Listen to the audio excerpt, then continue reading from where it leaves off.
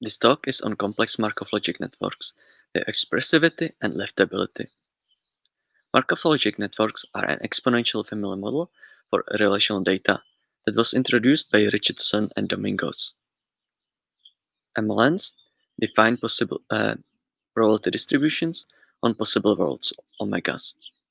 So in this case, the probability of a possible world omega is 1 over z, where z is normalization constant, also called partition functions, times this exponential, where alphas are first order logic formulas, w's are real valued weights, and alpha and then n alpha omegas are the numbers of true groundings of the formulas alpha and the possible world omega. So here is an example of a very simple MLN.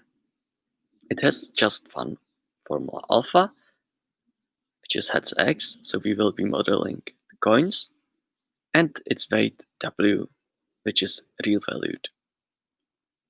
Now, you can see that the probability of having no heads is 1 over z. The probability that heads A is true, or A is coin A, is 1 over z times e to w. The probability of heads B and all other coins not being heads is also 1 over z times e to w, and so on. So we can notice that we will not lose any information if we just count the numbers of true groundings. Because if you have two possible worlds, omega and omega prime, and they have the same numbers of true groundings of the formulas that define the MLN has to give them the same probabilities. So for instance, in this case, we have the probability of getting a possible world with exactly 0 coins heads is 1 over z. The probability of having a possible world with exactly 1 coin heads is 8 over 1 times e to w divided by z, and so on. So with this view, we can also ask which distributions the MLNs can model. In this case, it's really not many. We can notice that this MLN with just alpha heads x and w from real numbers can only model counts that follow binomial distributions. So that's really not much, right? In general, when we want to talk about expressivity of MLNs, we will mean the following. We will no longer restrict ourselves to having just one formula. For instance, in this case, we have two. One of them is alpha smokes x and friends xy implies smokes y, and the other one just smokes x. And then we will look at distributions of vectors of their true grounding counts. So not all such combinations of grounding counts are obviously possible. For instance, you cannot have 0 true grounding counts of these two formulas at the same time, which in this picture here is depicted by the empty circle at the point 0, 0. And as you can see, there are many other points that are impossible. In fact, in this case, just the 4 blue points shown here are the possible combinations. So if you want to look at which distributions we can express, we'll be looking at the points that are possible, obviously. So in this case, just the 4 blue points. Now, we would say that's how we define full expressivity, that an MLN is fully expressive if we can express any count distribution, like distribution of the true grounding counts, their vectors, on the points that are possible.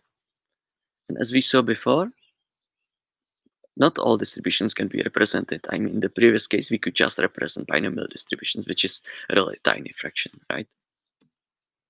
So because of this, we introduce complex MLNs, which differ from classical MLNs in two key aspects. First, we allow complex weights.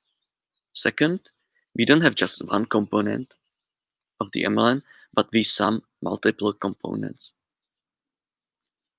which is the summation shown here in the green oval. So here's an example of a complex MLN. We have again the formula alpha heads x, and this time a smaller domain ABCD, and weights 0 and pi times y. That's the weights of the two components defining the complex MLN.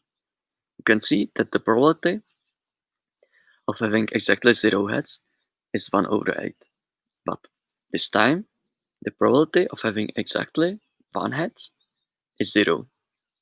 Obviously, this is not possible with binomial distributions, so we already see that by using complex weights and multiple components, we are able to enrich the class of distributions that are expressible. And in fact, we can show that complex MLNs defined in this way are fully expressive. Why? Well, it's because we can use discrete Fourier transform. You might have noticed that complex MLNs should look very similar to Fourier sums. Why do we care? Well, the answer lies in works of others on lifted inference. It has been shown in the works of Van den Broek, but also others, that for instance, if you take Markov logic networks that have just two variables, and each of the formulas has just two variables, then you can compute the partition function and do inference in these MLNs in time which is polynomial in the size of the domain. Such algorithms are called domain liftable. And it turns out that you can easily extend algorithms of Van den Broek and others to also allow complex numbers, which means you have the same complexity, but you get more expressivity, which is the takeaway here. Complex MLNs extend the class of probability distributions about which we can reason in time polynomial in the size of the domain. That is all. Thank you.